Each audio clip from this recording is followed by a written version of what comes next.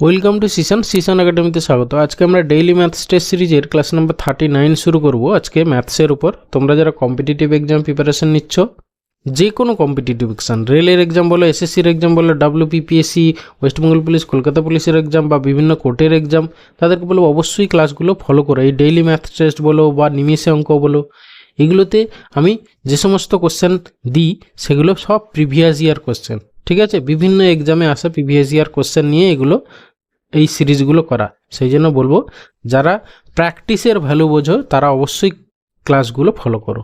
ওকে, চলো দেখো, আমি প্রথমে 10টা কোশ্চেন তোমাদেরকে শো করে দিচ্ছি, তোমরা আগে নিজেরা পজ করে করে সলভ করে নাও, তারপর আমার সঙ্গে অ্যান্সার মেলাও। কার কত স্কোর হলো অবশ্যই কমেন্টে জানিও। যারা সিরিয়াস ক্যান্ডিডেট তারা জানাতে অবশ্যই ভুলো না। ঠিক আছে, চলো দেখো, ফার্স্ট কোশ্চেন এটা আছে, second question, third question, fourth question, fifth question, sixth question, seventh question, eighth question, ninth question and 10th question.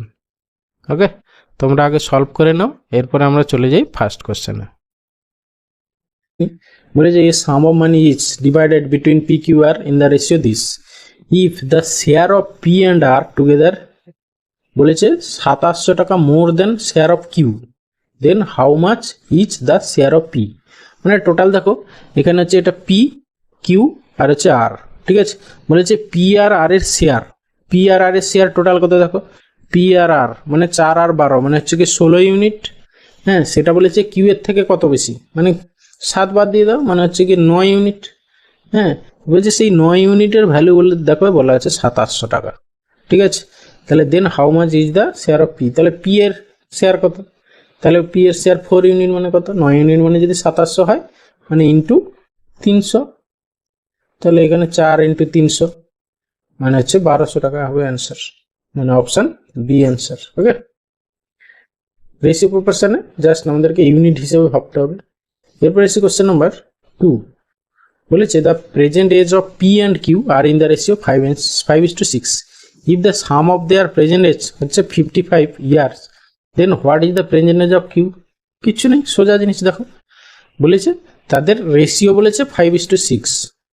ঠিক আছে, তাহলে পি এর 5 ইউনিট আর কিউ এর হচ্ছে 6 ইউনিট, মানে 5 আর 6 11 ইউনিট। সেই 11 ইউনিটের ভ্যালু বলেছে 55 বছর, 55 ইয়ার্স। ঠিক আছে, তাহলে what is the present age of Q, Q এর কত প্রেজেন্ট এজ হচ্ছে 6 ইউনিট, তাহলে 6 ইউনিট মানে কত, ব্যাস 11 ইন্টু 5, 6 ইন্টু 5 মানে হচ্ছে 30, মানে অপশন বি হচ্ছে অ্যান্সার। ওকে, এরপরে আসি question number 3, if 24 is added to any number then sum is increased by 60% of the number, তাহলে what is the 75% of the number. তাহলে এখানে দেখো, হ্যাঁ বলেছে the sum is increased by 60%, মানে কোনো নাম্বারের সঙ্গে যদি 24 যোগ করা হয় তাহলে তার 60% ইনক্রিজ করে, মানে এই 24-এর ভ্যালু মানেই হচ্ছে 60%। ঠিক আছে, তাহলে টোটালি বলাই যাচ্ছে দেখো কিছুই নেই, 60% মানে হচ্ছে গিয়ে তোমার 24, তাহলে 75% মানে কত, ব্যাস সোজা আছে কত।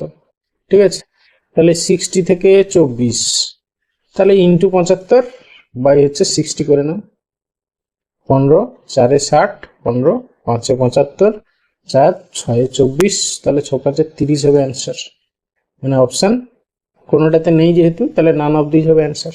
ওকে, এরপরে এসি question number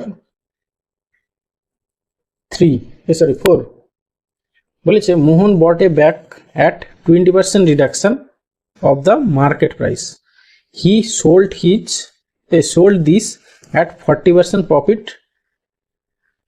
of its cost price, বলেছে how much percent profit he got at market price. Mohan bought a bag at 20% reduction of the market price. ঠিক আছে, he sold it 40% profit of its cost price. হ্যাঁ, বলেছে how much percent profit he got at market price. আচ্ছা, আমি market প্রাইসটাকে ধরে নিলাম 100। ঠিক আছে, মার্কেট প্রাইস ছিল এমপি কত 100, সে হচ্ছে 20% কম দাম দিয়ে কিনেছে, মানে তার কস্ট প্রাইস কত পড়েছে, তাহলে হচ্ছে কি সে 80 টাকায় কিনেছে, তাহলে he sold this at 40% profit of each cost price. তাহলে এসপি কত হবে?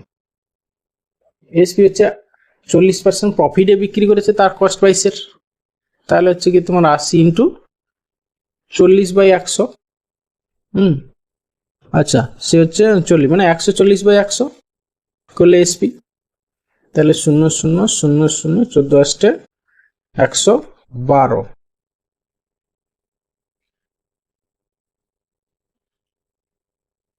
ঠিক আছে, বলেছে কি how much percent profit he got at market price. Market price ছিল 100 টাকা, সে 112 টাকায় বিক্রি করেছে, তাহলে 12% প্রফিট, মানে অপশান বি অ্যান্সার। ব্যাস, ওকে। মানে প্রথমে আমি মার্কেট প্রাইস 100 টাকা ধরে নিলাম, সেখানে বলে যে 20% রিডাকশানে সে কিনেছে, মানে তাহলে 80 টাকায় কিনেছে। এবার 80 টাকার জিনিস কিনে বলেছে কস্ট প্রাইসে তার 40% প্রফিটে বিক্রি করেছে, তাহলে 80 ইন্টু 140/100 করে দিলাম, এই এসপিটা পেয়ে গেলাম, মানে 112 টাকা। এবার বলেছে মার্কেট প্রাইসের উপর প্রফিট কত, মার্কেট প্রাইস 100 টাকা, সে বিক্রি করেছে 112 টাকায়, তাহলে 12% প্রফিট। ওকে, এরপরে আছে কোশ্চেন নাম্বার 5। বলেছে 48 men can complete a work in 18 days, then the in how many days 27 men will complete that work। Just কিছুই নেই, m1 t1 equal to m2 t2, সেই ফর্মুলা অ্যাপ্লাই করে দাও। ঠিক আছে, m1 মানে 40 ইন্টু t1 মানে 18 equal to m2 t2, m2 হচ্ছে গিয়ে 27 ইন্টু t2 জানি না। ঠিক আছে, t2 এর ভ্যালুটা বের করতে হবে। ব্যাস, 9 2 18, 9 3 27, 3 16 3 48। ঠিক আছে, তাহলে 16 দিয়ে 32 হবে অ্যান্সার, মানে অপশান এ অ্যান্সার। ব্যাস, এরপরে এসে কোশ্চেন নাম্বার 6।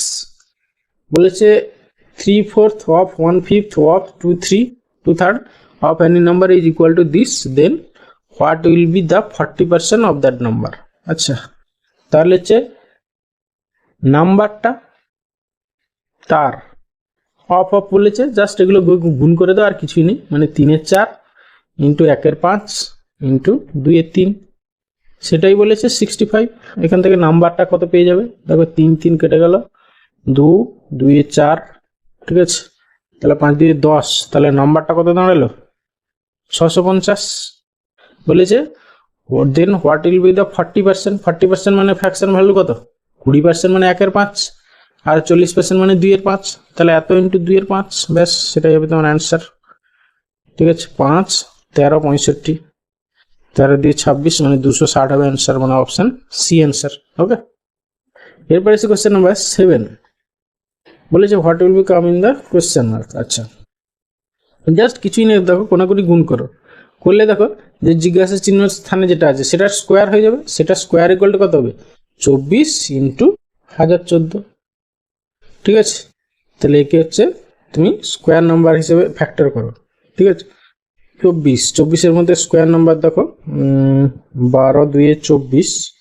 আচ্ছা, 12 মানে হচ্ছে কি 4, হ্যাঁ, মানে গিয়ে 4 ইন্টু 6, তো তাহলে এখানে একটা 6 রাখো, ইন্টু এখানে এই 100 1014, একে যদি 6 দিয়ে ভাগ করো তাহলে আচ্ছা 1014, 6 দিয়ে 6 1 6 আর 6 6 36, 6 9 54, দেখো ইন্টু 6 হয়ে গেল ইন্টু 169। ঠিক আছে, এবার দেখো এটা মানে হচ্ছে কি 2 ইন্টু একটা 6 নাও, আর এখান থেকে হচ্ছে গিয়ে 13 নাও, ব্যাস এর হোল স্কোয়ার হয়ে গেল। ঠিক আছে, তাহলে জিজ্ঞাসা চিহ্ন ইকুয়াল টু, তাহলে এই ভিতরের নাম্বারটা 6 দিয়ে 12 ইন্টু 13, 12 ইন্টু 13 কত, 12 ইন্টু 13, ইউনিট ডিজিট কত হবে 3 দিয়ে 6 হবে ইউনিট ডিজিট, মানে অপশান ডি অ্যান্সার। ওকে, এরপরে এসে কোশ্চেন নাম্বার 8। বলেছে প্রবীণ বট এ সাইকেল 1750 টাকা, হি স্পেন্ড 250 টাকা মোর টু পারচেজ ইটস, হ্যাঁ, accessory article. Okay, then he sold it for 2500 টাকা, how much percent he gained approximately বলেছে।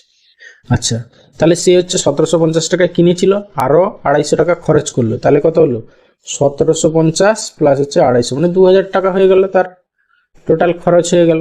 ঠিক আছে, সে বিক্রি করেছে কত 2500 টাকায়, মানে 500 টাকা তার লাভ, তাহলে 500 আউট অফ 2000 ইন্টু 100, এটাই হচ্ছে তার প্রফিট পার্সেন্টেজ। 0 0 0 0 এই একটা শূন্য, এই একটা শূন্য, মানে হচ্ছে গিয়ে 25% হবে অ্যান্সার, মানে অপশান বি অ্যান্সার। ওকে, এরপরে এসে কোয়েশ্চেন নাম্বার 9। বলেছে Ramesh acquired 20 marks more in geography than the average mark in history, geography, English. If the sum of each awarded marks in English and history হচ্ছে ₹100, then what is the awarded mark in geography? ঠিক আছে, বলেছে Ramesh জিওগ্রাফিতে 20 mark তার average মার্কের যা তার থেকে 20 mark বেশি পেয়েছে। ঠিক আছে, এবার if the some of the awarded marks in English and history হচ্ছে 100। আচ্ছা, ইংলিশ আর হিস্ট্রি হচ্ছে 100, তাহলে তার টোটাল মার্কস তাহলে কত হবে? 100 English plus history plus geography.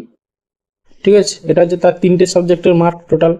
একে আমি যদি 3 দিয়ে ভাগ করে দিই, সেটা হচ্ছে 3টে সাবজেক্ট এভারেজ। ঠিক আছে, এবার জিওগ্রাফি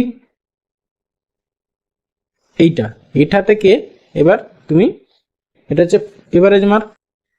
এবার বলেছে Ramesh acquired 20 mark more in geography then the average mark, তাহলে এটা হচ্ছে এভারেজ প্লাস 20 করলে যেটা হলো এভারেজ প্লাস 20 করলেই হচ্ছে সেটা তার জিওগ্রাফির মার্ক। ব্যাস, এখান থেকে তুমি জিওগ্রাফির মার্কসের কত পেয়েছে বের করে নিতে পারবে।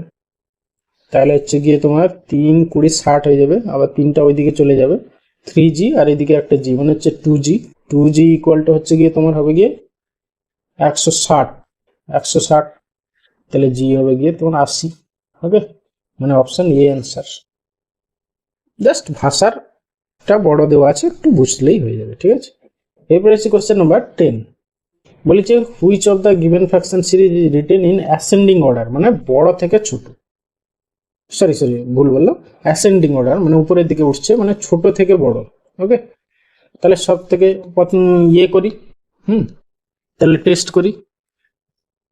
দুটো ফ্র্যাকশন ধরো 7/9, প্রথম অপশানটা দেখো, আর হচ্ছে 9/11, এই দুটোর মধ্যে কোনটা বড় কোনটা ছোট? দেখো 11। হ্যাঁ, কোনাকুনি গুণ করবো, যেটা লব বেশি দেবে সে বড়। 11 সাথে 77 আর 9 9 81। ঠিক আছে, তাহলে এইটা 9 আর 11টা বড় হলো। ঠিক আছে, প্রথমটা ছোট আছে। এবার 9 আর 11-এর সঙ্গে 11/13 টেস্ট করি। 11 হচ্ছে 121, আর 13 নাম 117, তাহলে এইটা বড়। ঠিক আছে, তাহলে প্রথমটাই হয়ে যাচ্ছে answer, option A answer, ascending অর্ডারে, মানে ছোট থেকে বড়। তাহলে এইটা ছোট, তারপরে এইটা হয়ে যাচ্ছে। এই গেল আমাদের আজকে 10টা কোশ্চেন। আশা করি কিছু শিখতে পারলে, যদি শিখতে পেরে থাকো তাহলে অবশ্যই চ্যানেলটা সাবস্ক্রাইব করো, বন্ধুদের সঙ্গে শেয়ার করো, আর একটা লাইক অবশ্যই করো। থ্যাংক ইউ, ভালো থাকবে, বাই।